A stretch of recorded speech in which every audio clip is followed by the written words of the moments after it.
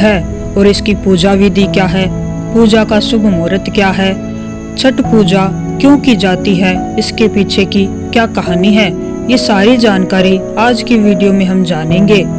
दिवाली के 6 दिन बाद छठ पर्व मनाया जाता है। छठ के महाव्रत को करना अत्यंत पुण्यदायक माना जाता है। छठ व्रत सबसे महत्वपूर्ण कार्तिक शुक्ल षष्ठी तिथि को होता है।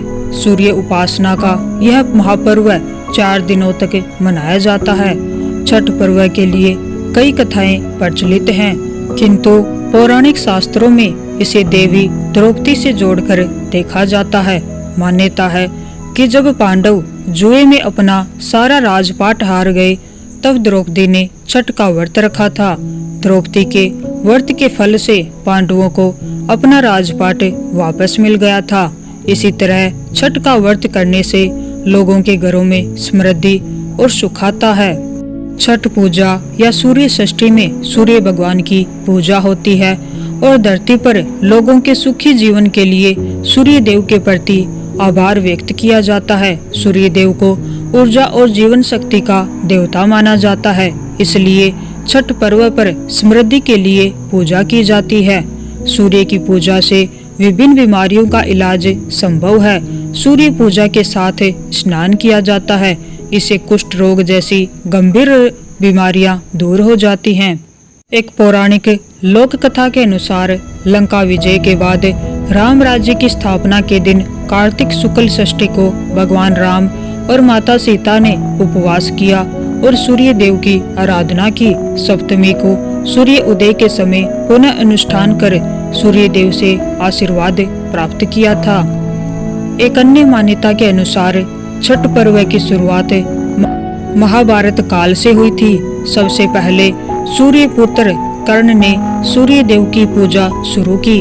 कर्ण भगवान सूर्य का परम भक्त था। वह प्रतिदिन घंटों कमर तक पानी में खड़े होकर सूर्य को अर्घ्य देता था। सूर्य की कृपा से ही वह महान योद्धा बना था। आज भी छठ में अर्घ्य दान की यह पद्धति प्रचलित है।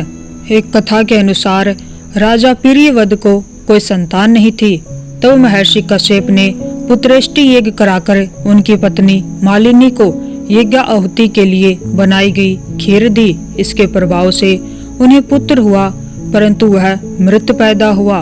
प्रियव्रत पुत्र को लेकर शमशान गए और पुत्र वियोग में प्राण त्यागने लगे। उसी वक्त भगवान की मानस कन्या देवसेना प्रकट हुई और कहा कि सृष्टि की मूल प्रवृत्ति के छठे अंश से उत्पन्न होने के कारण मैं षष्ठी कहलाती हूँ। राजन, तुम मेरा पूजन करो और लोगों को भी प्रेरित करो। राजा ने पुत्र की इच्छा से देवी षष्ठी का व्रत किया और उन्हें पुत्र रत्न की प्राप्ति हुई। यह पूजा कार्तिक शुक्ल षष्ठी को हुई थी। मूलतः सूर्य षष्ठी व्रत होने के कारण इसे छठ कहा गया है। यह पर्व वर्ष में 2 बार मनाया जाता है, पहली बार चैत्र में और दूसरी बार कार्तिक में। चैत्र शुक्ल पक्ष षष्ठी पर मनाए जाने वाले छठ पर्व को चैती छठ व कार्तिक शुक्ल पक्ष षष्ठी पर मनाए जाने वाले पर्व को कार्तिक छठ कहा जाता है। पारिवारिक सुख समृद्धि तथा मनोवांछित फल की प्राप्ति के लिए यह पर्व मनाया जाता है।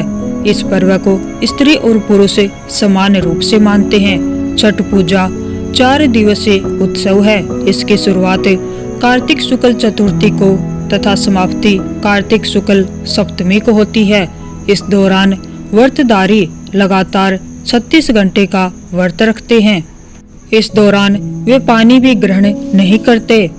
छठ पर्व बांस निर्मित सूप, टोकरी, मिट्टी के बर्तनों, गन्ने के रस, गुड़, चावल और गेहूं से निर्मित प्रसाद और सुमधुर लोक गीतों से युक्त होकर लोक जीवन की भरपूर मिठास का प्रसार करता है।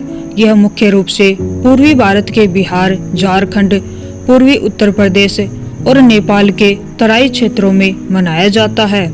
छठ देवी भगवान सूर्य देव की बहन है, जिनकी पूजा के लिए छठ मनाया जाता है।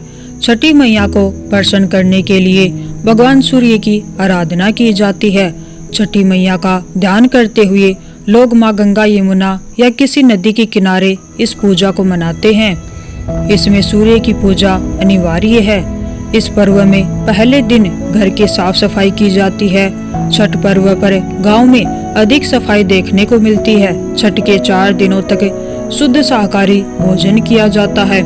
दूसरे दिन खरना का कार्यक्रम होता है। तीसरे दिन भगवान सूर्य को संध्या अर्घ्य दिया जाता है और चौथे दिन भक्त उदयमान सूर्य को उषा अर्घ्य देते हैं। इस बार छठ पूजा का मुख्य दिन 27 अक्टूबर को है। इस दिन सूर्य देव की पूजा की जाएगी। तो छठ पूजा से जुड़ी हुई जानकारी अगर आपको अच्छी लगी हो तो वीडियो को लाइक करें